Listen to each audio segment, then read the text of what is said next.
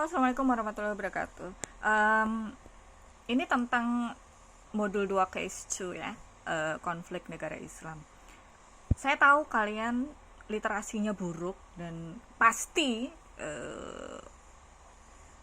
mata kuliah politik juga sedang, terus ada corona lagi. Jadi kalian nggak bisa dapat kelas yang ideal gitu. Jadi gini, negara PBB itu siapa sih penguasanya? Amerika kan. Nah, setiap kali ada konflik dan mereka terlibat, namanya politik itu pasti memberi dan menerima gitu loh. Jadi ketika mereka melakukan sesuatu, mereka harus mendapatkan sesuatu dong. Nah, apa yang kamu lihat ini adalah konflik-konflik yang ada di dunia ketiga, kita menyebutnya. Dunia ketiga itu apa sih? Miskin. Nah, kalau melihat dari sisi budaya, kenapa Timur Tengah itu sering konflik internal gitu, sering separasi. Dulu kita kan pernah separasi ya. Kita punya Timur yang kemudian separasi beneran. Kita pernah punya GAM di Aceh, memang kamu belum lahir ada konflik itu dan selesainya kamu baru umur berapa gitu. Yang menyelesaikan masalah separasi di Aceh. Separasi itu apa sih? Pengen merdeka. Yang menyelesaikan masalah separasi itu waktu itu Pak JK, ya Pak Yusuf Kala waktu itu jadi presiden di era SBY di periode pertama mereka. Tetapi intinya apa? Negara itu saking miskinnya, saking terbelakang kesejahteraannya, pendidikan, sosial, kesehatan, lapangan pekerjaan, itu merasa tidak dilindungi oleh negara, sehingga pengen kabur, pengen merdeka karena mereka berpikir punya potensi. Itu yang terjadi di Timur Tengah, Timur kita. Gerakan separasi kita masih ada nggak, Bu? Masih. Sebenarnya secara tersembunyi itu di Aceh juga masih. Nah, beberapa kali kamu bisa lihat di Papua kan, ya kan? Di Papua itu sering tiba-tiba bendera merah putih diturunin, kemudian dikibarkan bendera mereka. Itu salah satu dari gerakan separasi. Nah, kenapa dibandingkan dengan di Indonesia, gerakan separasi di Timur Tengah itu ganas gitu ya? Dan tidak selesai, lama banget selesai. India sama Pakistan pernah bersatu kalau kalian tidak tahu. Dan ya begitu separasi gitu. Kenapa? Kalau kita pikir-pikir ya, kita para ahli itu berpikir jangan-jangan Indonesia, Malaysia, Singapura dan negara-negara di ASEAN saat ini yang berjumlah berapa ya? 11, 12. Itu tuh sebenarnya pernah satu kali, walaupun hanya satu kali, pernah menjadi satu negara utuh, yaitu Kerajaan Majapahit. Artinya apa? Kita itu punya satu rumpun, kita itu punya satu visi, kita punya satu misi.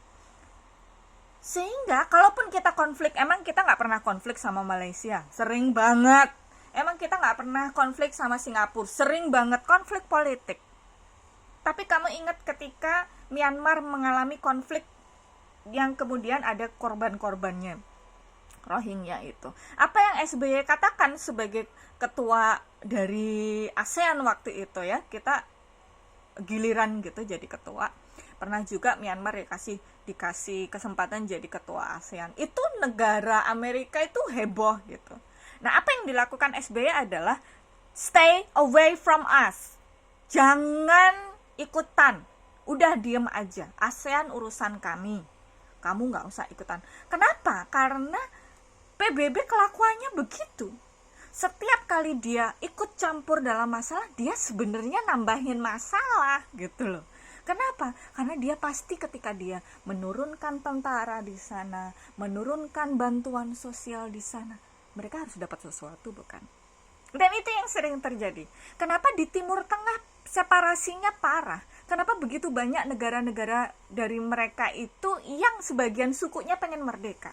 Kenapa? Karena dari dulu sampai sekarang Afrika, Timur Tengah itu kan satu agama ya, kebanyakan kita nabi-nabi pada turun di situ, dakwah di situ. Kenapa? Karena mereka tidak pernah dipersatukan dengan satu rumpun. Gak ada sejarah mereka pernah bersatu, itu gak ada. Bahasanya sama loh, logatnya beda.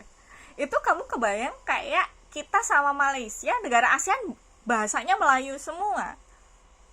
Kita aja yang bahasanya macem-macem, tulisannya aja aksaranya macem-macem, pernah bersatulah paling enggak satu periode di seumur kita melek gitu ya.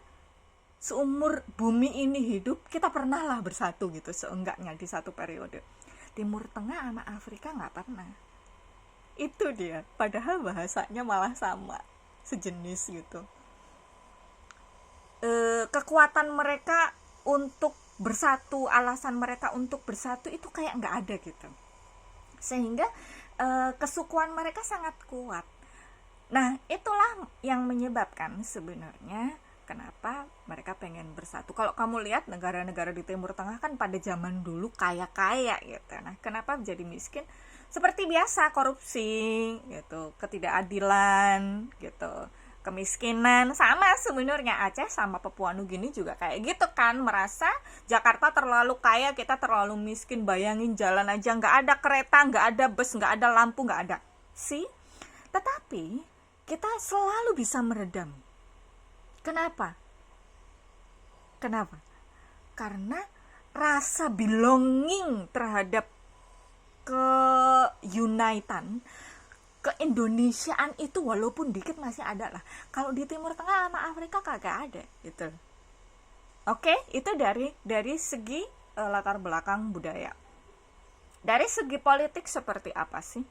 Kamu bisa lihat Irak, Iran, Afghanistan dan lain-lain yang ketika tentara Amerika mulai masuk di sana. Menurutmu satu hal dulu. Kelompok separasi dapat senjata dari mana? Dan bom mereka bukan level yang bom Molotov gitu loh. Bom levelnya mereka itu bom beneran. Mereka dapat duit dari mana? Katanya miskin. Pernah berpikir begitu?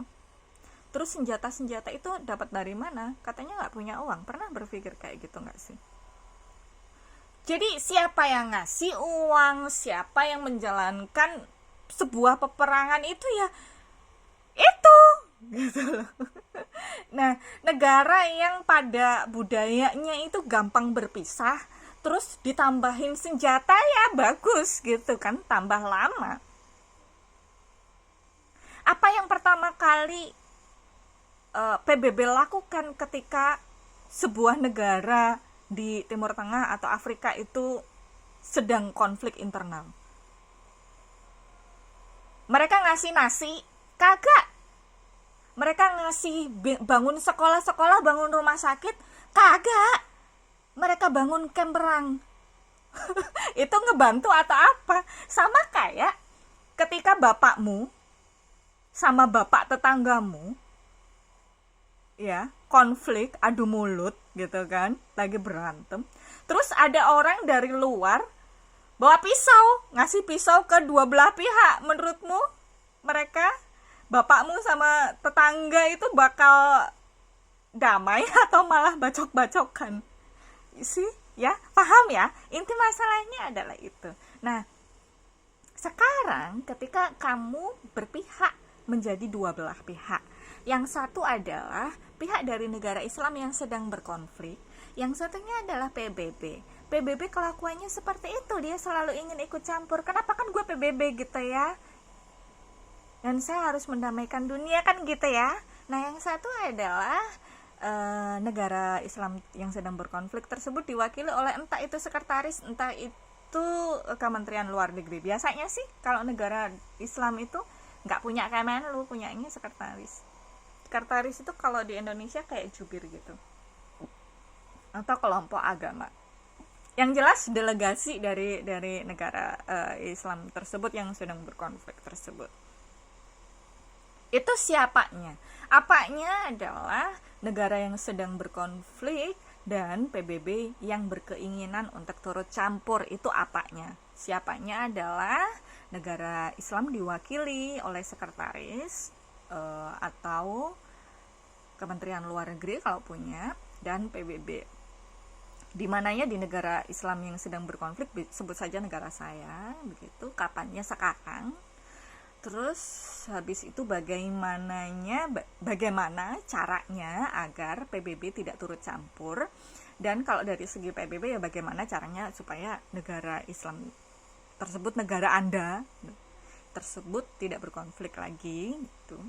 Mengapanya adalah karena ketika PBB turut campur bukan menyelesaikan masalah tetapi malah memperdalam masalah. Itu biasanya justru perang, terus carut marut lah negara tersebut, ekonominya pasti carut marut. Gitu ya. Kalau belum clear silahkan segera tanya, please tanya ya. Thank you.